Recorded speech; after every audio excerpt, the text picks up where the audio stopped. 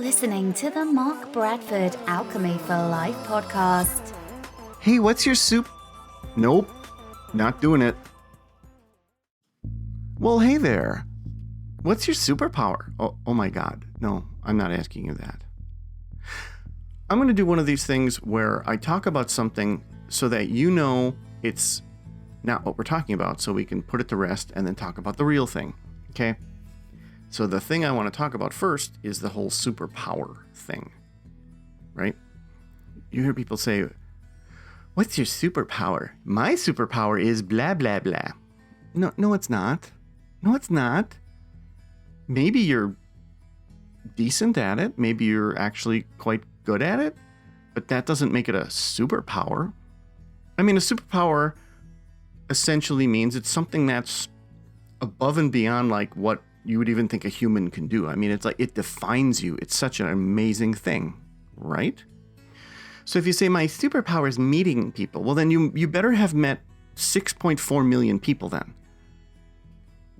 Now, if you're better than everyone you know, that doesn't make it a superpower. If you are better than mediocre, or if you are just as good as someone really should be, but everyone kind of stinks at it, it's not a superpower.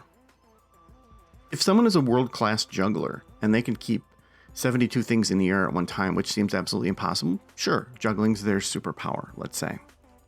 But even the fastest runner still doesn't really have running as his superpower, because the fastest runner is only a little bit faster than the second fastest runner, and so on and so forth. I'm not taking away the fact that you may be really good at something and you pride yourself on being good at something. Aha, that might be what I'm leading up to. But we put to bed the whole superpower thing, right? Let's put that to rest, because if we don't, I'm just going to rant about it for another 10 minutes. Okay? Leave your comments below if there's a below. You know what to do. Okay, we got that out of the way. Now I want to talk about something that's sort of super. And let's say I'll just call it Superman complex or Superman syndrome. Let's call it Superman syndrome. Perhaps someone else has also coined the phrase, I don't care. But let me define what this is. Is there something that you think that you're above reproach? That it's something, of course you're going to get it right. It's going to be perfect. Of course that's something that you do. Of course you don't make an error. You double, triple, quadruple check. You would never let yourself do that. Of course you do it 3 times as good as you're supposed to every single time. That the thought of you doing it wrong makes you freak out. Aha. So on this podcast, we're going to do the pausing so that you have a chance to absorb and think. So I'm going to ask you again, is there something that you do, as I just described, that if you don't do it well, or if there's even a thought of not doing it well, you just absolutely freak out? So go ahead and pause, think about what that is, and then we're going to continue. Well, that was a long pause. Okay then. So I have one of these things too, and actually I have more than one of these things. Something that really affects me because it's something that it was very important to me. So my kids are adults now, and by adults, I mean they're both allowed to legally drink. But I ended up raising them by myself for a good 10 plus years. Single parent by myself, managing a business, blah, blah, blah. So when that happened, it became infinitely important to me that no matter what I did in my life, no matter what I was doing with my job and everything else I was creating and so on and so forth, that parenting was number one. That I couldn't get this wrong. That I had to do everything I possibly could to get this right. And that is what was the genesis of Alchemy for Life.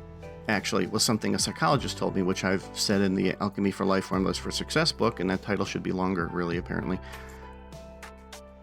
It was the genesis. It was her comment that made me seriously consider, no, wait, what? What is this? Is this important?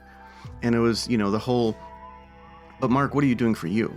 So I was so focused, I just forgot. I lost myself. I lost everything about myself to make sure that I was doing this thing right, because I had to make up for what was happening. I had to inhumanly do something. I was Superman syndrome all over the place when it came to being a parent.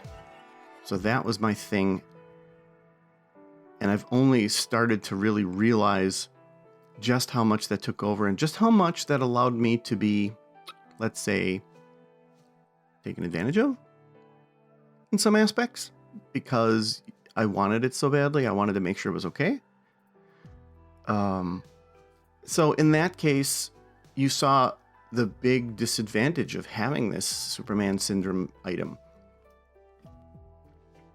And that is that you can not only be taken advantage of, but you can also do many detrimental things to you and your health and so forth. My health didn't suffer, but I'm just saying it can, because you start to ignore other things because, as we say, you only have so much time, energy, and resources in your life. And if you're spilling out your flask on something and you're just dumping the damn thing into one thing, there's nothing left. And that was the point of the psychologist. She said, you're doing everything you can for them and they're really doing well, but what are you doing for you? And the answer was, duh.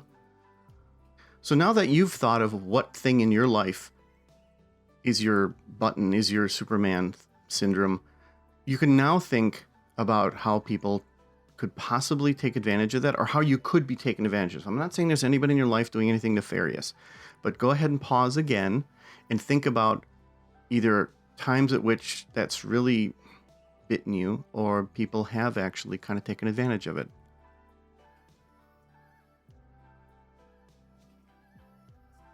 Okay, then. You really have this pausing thing down. I'm actually very proud of you. Well, not you, though, because you didn't pause it. You're, like, not treating this seriously. But you, yeah. So, now that you know what it is and how it affects you personally, and how it can be a huge Achilles heel, a huge backdoor for people to hack your life, I want you to think about ways, after the podcast, think about ways of, first of all, how do you minimize people taking advantage of this? Secondly, can you pull back a little bit on it? I mean, I know that if you're striving for infinite perfection and being the best in the entire universe at a certain thing because X, it might not be easy. But if you can think of the because X, then you can realize, oh, this is something that happened because of a trauma. This is something because I took responsibility for something that wasn't my responsibility, but I knew someone had to make it right. Sound familiar? Once you get that, you can pull back a little bit, and I will guarantee you there's nobody who's important in your life, nobody who cares about you, that if you pull back and they notice you pulling back, they're not going to go, oh, I notice you're not ultra super perfect and obsessive about that anymore. That's terrible. You know that, right? The people that care about you are going to go, it's kind of nice you relaxed on that a little bit, because I kind of thought you were going overboard on that. I'll bet you a delicious soda that that's what's going to happen in your life. Someone's going to come up to you and tell you that. I will tell you that I know that I still have at least one other Superman syndrome item that I have to work on, that I strive to be infinitely good at. And because I'm aware of it, at least, and I've kind of gone through this mental exercise I just described to you, I'm at least coming to terms with going, okay, I get it. I don't need to be absolutely perfect at this. And the X, as I mentioned before, is the most important part, because the cause of it is the thing that creates it. And I mean, this mental lock, this mental feedback loop thing can happen in anything in your life, from what you do for a living, to the kind of work you do, to some hobby, to some other thing, to how you treat a certain kind of people, to how you treat your spouse, to it can literally be anything. And if it's triggered by something where you're super driven to the point of like insanity, that's not a good thing. So, I mean, I'm all for exceptional people. I'm all for doing something really well. I'm all for everyone stop being so damn mediocre, okay? I'm all for that.